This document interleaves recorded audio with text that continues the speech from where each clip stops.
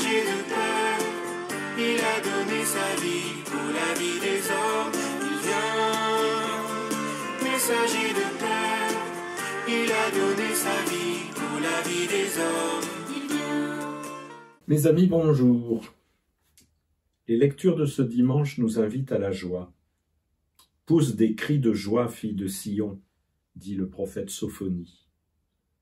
Vers 630 avant Jésus-Christ, donc plusieurs siècles avant la naissance de Jésus. La fille de Sion, c'est un quartier de Jérusalem où se regroupaient des réfugiés venus de l'ancien royaume du Nord, après la prise de Samarie par les armées syriennes. Ces réfugiés sont complètement désemparés, comme le sont les réfugiés d'aujourd'hui. Le prophète invite ces gens désemparés à changer leur regard sur les événements et sur les catastrophes dont ils ont été les victimes. Son message est clair. Le roi d'Israël, le Seigneur, est en toi.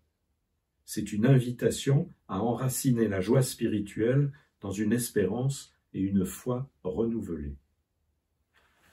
Pour les chrétiens, l'expression « la fille de Sion » désigne la Vierge Marie, issue d'une famille proche du Temple et surtout choisie par Dieu pour donner naissance au Sauveur du monde. La parole prophétique « le Seigneur est en toi » se réalise très concrètement. Marie est enceinte. Elle porte en son sein virginal Jésus, le Verbe de Dieu fait homme. La Vierge Marie, la fille de Sion, nous apprend à pousser des cris de joie. Comme elle, nous pouvons nous émerveiller devant les œuvres de Dieu. Avec elle, nous pouvons chanter notre action de grâce. Cette année encore, Marie nous montre le chemin de Noël. Il nous est possible d'accueillir la joie de Dieu en nos cœurs et ainsi de contribuer à ce que la parole de Dieu prenne chair de notre chair. Saint Paul, de son côté, nous invite aussi à la joie. « Soyez toujours dans la joie », dit-il. Le motif de cette joie, c'est la proximité du Seigneur. Le Seigneur est proche. Que veut-il dire? Est-ce que Jésus n'est pas déjà venu dans notre monde? Saint Paul écrit cette lettre vers l'an 60 de notre ère, donc 30 ans après la mort et la résurrection du Christ.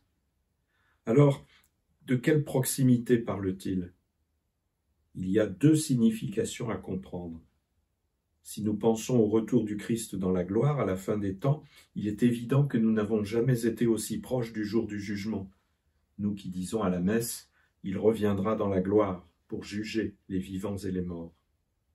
Mais également, nous pouvons comprendre que le Christ est proche de chacun d'entre nous, puisqu'il demeure en nous depuis le jour de notre baptême, et que nous pouvons lui parler en vérité dans l'intimité de notre prière. Pour les chrétiens, la véritable joie, ce qui fait notre bonheur, ce n'est pas seulement une idée, ce n'est pas une vague aspiration politique ou l'espérance d'un monde enfin en paix. Non, c'est avant tout une réalité, un fait concret. C'est la venue du Fils de Dieu dans notre humanité. Nous accueillons cette réalité depuis 2000 ans. On pourrait y être habitué, ne plus sentir combien il s'agit là de quelque chose qui n'a pas d'équivalent dans l'histoire de l'humanité. Et pourtant, c'est toujours nouveau, toujours inattendu, toujours déconcertant.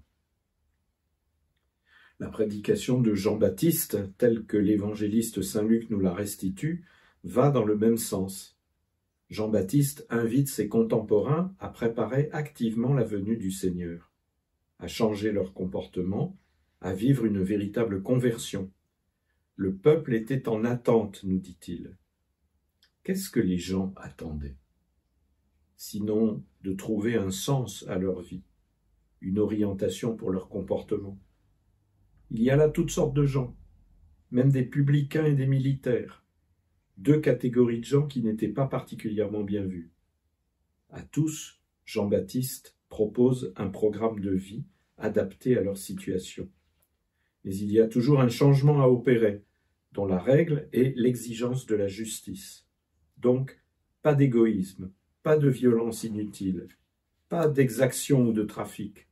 En somme, rien de ce qui fait du tort au prochain, en particulier les plus pauvres. Reconnaissons que ce message de Jean-Baptiste n'a pas perdu de son actualité. Aujourd'hui, nous avons les mêmes questions, et ces réponses sont valables pour nous aussi.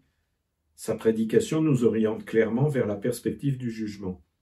En parlant du Christ qui vient pour nous baptiser dans l'Esprit Saint et le feu, il ajoute « Il amassera le grain dans son grenier, quant à la paille, il la brûlera au feu qui ne s'éteint pas. » Il s'agit bien du jugement. Toutes les joies humaines que nous pouvons connaître sont des fragments, des éclats brillants en comparaison de Dieu, qui est la source de toute joie. Mais c'est à travers toutes ces petites joies quotidiennes que Dieu nous dit son amour, et qu'il nous communique peu à peu le secret de sa vie. Le don qu'il nous fait de sa joie ne supprime pas magiquement les difficultés de l'existence. Malgré notre espérance et notre foi, le malheur est toujours là et parfois il est tenace. Et pourtant, si nous ouvrons les yeux du cœur, si nous avons vraiment foi dans la parole du Christ, si nous savons, comme Jean-Baptiste nous y invite, accueillir le Seigneur qui vient instaurer son royaume, si nous acceptons de nous convertir en profondeur, alors le vrai bonheur nous est donné et la joie de Dieu peut déjà fleurir dans nos existences.